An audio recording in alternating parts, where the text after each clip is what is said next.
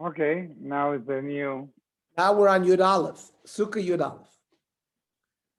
Ubayis nami afal she'en gavo asara. A house, even though it's not 10 tefachim high, kiven the kaviyah oyalahu. Since it's a permanent structure, it's got a status of an oil, not a beged. The logar mikinovs, it's not any worse than a four-poster bed. Lishna achrina, there's another language how to explain this. Amri lo amar Rav Shmuel. Muter lishon bekilos chasani besukkah.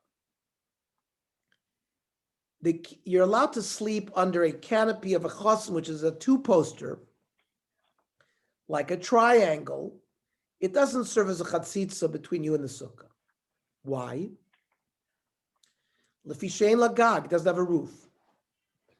Afal pi shegvoya asara. Since it's shaped like a teepee, not like a square, even if it's greater than 10 tefachim, it doesn't have the status of a roof, and it is not mafsik between you and the sukkah. So it's just the opposite. It says if you sleep under a kila in a sukkah, you're not yotzei sukkah. That's not talking about a two-poster, talking about a four-poster. Toshma naklitin shnaim v'kinoifis arba.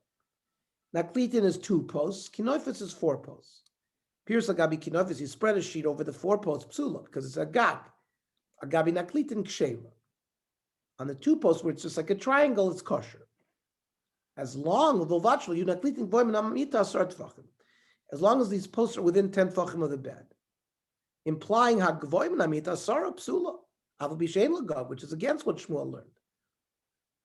Shiny naklitin dikvi. Naklitin are different because they're fixed. So ikvi levi kekinofis. So then, if it's fixed, why don't you just treat it like the four poster?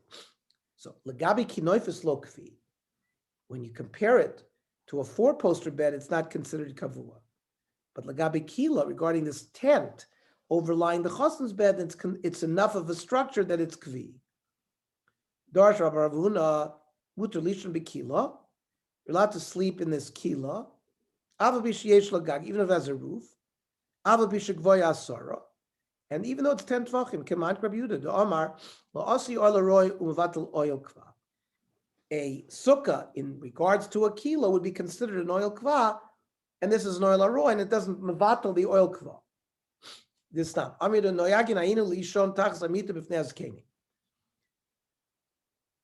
we were in the sukkah, we would sleep under the bed, and the skenim didn't say anything. Now, v'leim halachik Rabbi Yehuda. So why don't we just say the halach is like Rabbi Yehuda? But that's only a bed, because a bed is made to sleep on top of. Underneath is considered strange. Avakila, but the chassan's canopy, the letochasui, it's meant for inside. Maybe I wouldn't say the din, emalo, kamash malan, that we do. The time at Rabbi Yehuda loasi oil revat oil kva. That the reason Rabbi Yehuda has nothing to do with 10 tvachim. It has to do with this concept of whether something temporary can mevatel something permanent. Loshna mita v'loshna kil. Makes no difference whether you're under a bed or under a kil. Mishnah. Hidlo alesa gefemus adalas v'zakisu. On top of your sukkah, with it has kosher schach, you brought vines of either vines or cucumbers. V'siche chagaba, psula.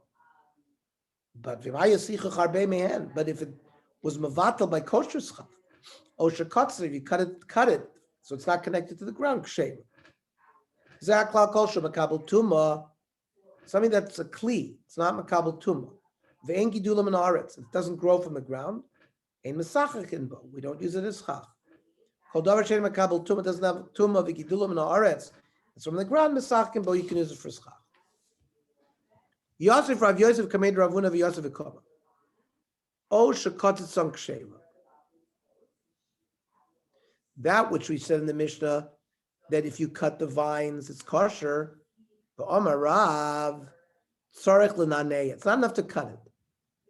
You've got to shake it. You got to move it. Like if one of if a non-Jew puts up your schach, it won't work until you go in and move it. Same thing. Just by cutting it was not a simon that you prepared those things to be the schach. So you have to move it to show that you wanted a schach. Amalei Ravuna Shmuel Amra. Shmuel said it. So Adrina Rav Yosef Lape, Rav Yosef was not happy, turned his face for Amalei. Auto me coming along to Lo Amr Shmuel. Did I tell you that Shmuel didn't say it? Amra Rav ve'Amra Shmuel.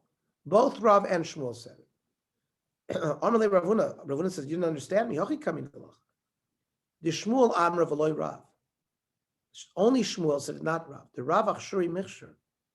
Rav permitted it even without moving the schach after you cut the schach.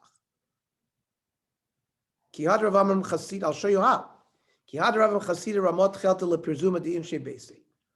They learned it from tzitzis. Tolon v'lo posek roshi chutin shalahem. He hung it, but he didn't sort of cut it so that there would be threads. And only later did he do it. So is that kosher? Rav says, it's okay. You cut it, and now you have loose threads, and it's going to be kosher. You didn't have to do it lechatchila that way. And similarly, alma psikosin zu asiyosin. When you cut it, that you had an intent to make it tzitzis. Hachanami ktzisosin zu asiyosin. When you went and you cut the vines that were connected to the ground, you cut it. That already is a siman that it's you want it for schach. So afraid to come over Shmuel lo aminim psikta zu asiyosin. Does Shmuel not hold of this? That by cutting it, that's enough? Atani Shmuel mishum machia hitil lishnei kronos b'vasachas. For example, put strings in both two corners of tzitzis at one time. And then by cutting it in the middle, you're going to have two separate ones. So you started out with vasachas. It's the same din. First he tied, then he cut it. So l'chora, he holds like Rav. That the cutting it is the maisa of placing it. No, he cut it and then he tied it. So then it wouldn't be a chiddush. So ma'od the same of being a knaf b'shas p'til v'leka. I need a knaf when you do it, and in this case didn't have it. Kamash v'lek, you don't need it. Okay, I'm going to stop here, Mario. So we're just going to do half a blot of Yud Aleph, and then we'll pick up the other half a blot of Yud Aleph tomorrow.